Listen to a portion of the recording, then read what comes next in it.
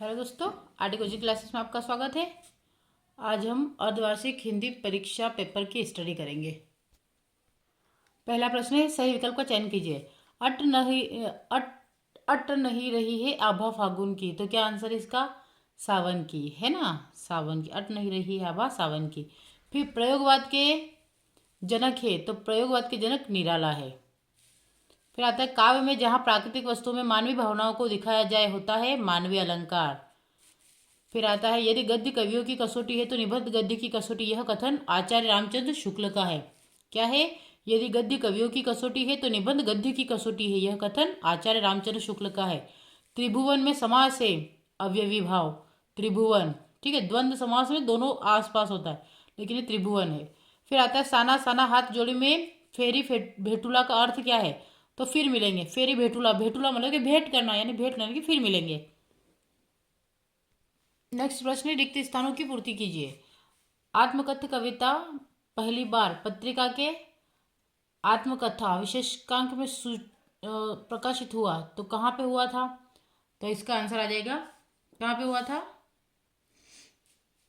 है ना, क्या लिखा है कि आत्मकथा कविता पहली बार कहाँ पे? मत वाला, क्या आएगा? मत वाला पत्रिका के आत्मकथा विशेषांक में प्रकाशित हुआ। दूसरा है, काव्य में छंद एक माला की तरह गूंथे जाते हैं, तो किस में गूंथे जाते हैं? तो प्रबंध काव्य में। फिर आता है, दोहा और चौपाई छंद है, तो दोहा और चौपाई छंद कौन से? तो मात्रिक छंद है। तो क्या आ जाएगा आपका? मात्रिक छंद। फिर आएगा, आजादी की आंधी ने को अछूता नहीं छोड़ा, तो मृदु, किसको? है ना, क्या बोला है कि आजादी की आंधी ने को अछूता नहीं छोड़ा, तो किसका है ये? मनु जी को। फिर मैं शाम को खेलता हूँ, इस वाक्य के रेखांकित शब्द में क्रिया विशेषण है। मैं शाम को खेलता हूँ, तो इसमें है कालवाचक। हिमालय की तीसरी सबसे बड़ी चोटी कौन सी है? हिमालय की तीसरी सबसे बड़ी चोटी कौन सी है? तो कंचनजंगा। ये आपके आंसर हो गए इसमें ना। पहले में आएगा आपका मत वाला, दूसरे में प्रबंध, तीसरे में मात्रिक, चौथे में मनु, और पांचवें में कालवाचक, और छठे में आएगा कंचनजंगा। फिर नेक्स्ट क्वेश्चन की बात करते हैं। अब बात करते हैं क्वेश्चन नंबर 3। निम्नलिखित कथनों के समक्ष सत्य या असत्य लिखिए।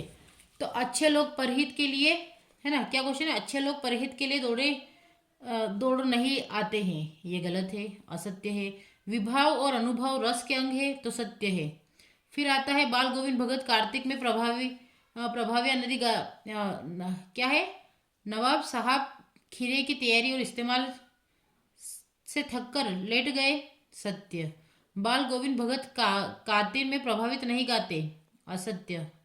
फिर आता है, दो निकटवर्ती वर्णों के परस्पर मेल से शब्द में जो विकार उत्पन्न होते हैं उसे संधि कहते हैं, तो सत्य है।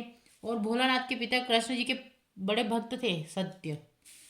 अब क्वेश्चन नंबर 4, सही जोड़ी। छायावाद के आधार स्तंभ, तो छायावाद के आधार स्तंभ कौन है? कौन है? तो जयशंकर प्रसाद। फिर आएगा आपका, स्थाई भाव है, किसका स्थाई भाव? तो रति है, ठीक है, करुण का, है ना।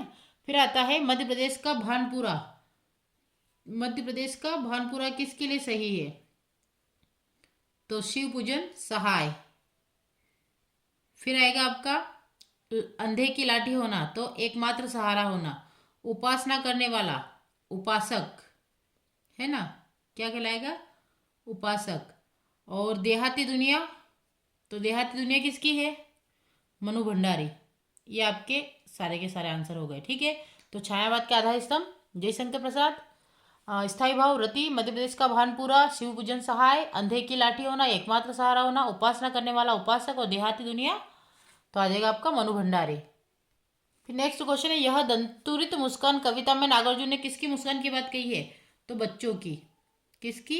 बच्चों या शिशु की, है ना। शिशु बोल सकते, शिशु मतलब छोटे होते हैं। तो यह दंतुरित मुस्कान किसकी बात कही है? तो बच्चे या शिशु की। अलंकार किसे कहते हैं? क्या क्वेश्चन है? अलंकार किसे कहते हैं? तो अलंकार के लिए मैं डेफिनेशन बोल दी, तो आप लिख लीजिएगा, ठीक है, कि अलंकार वह होता है जिससे काव्य की शोभा, तो क्या लिखेंगे हम? काव्य की शोभा बढ़ाने वाले, बढ़ाने वाले क्या कहलाते हैं? अलंकार कहलाते हैं, है ना। छंद या वाक्य जो भी बोले आप। संस्मरण किसे कहते हैं? क्या क्वेश्चन है? संस्मरण किसे कहते हैं? तो संस्मरण किसे कहते हैं?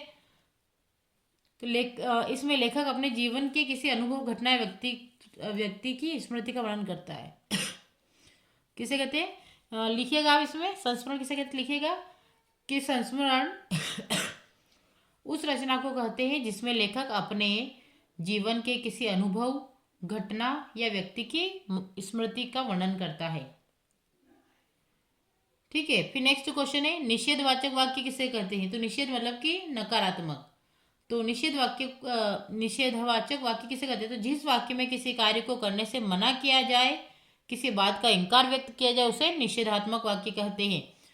इसके एग्जाम्पल देखिए, न, नहीं, मत, ये इसके उदाहरण है। बाकी आप समझ लिया कि जिस वाक्य में किसी कार्य को करने से मना किया जाए या किसी बात का इनकार व्यक्त किया जाए, उसे निषेधात्मक वाक्य कहते हैं।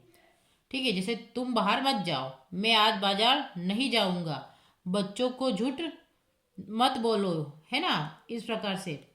फिर एक साना सना हाथ जोड़ी में लेखिका ने कहाँ की यात्रा का वर्णन किया?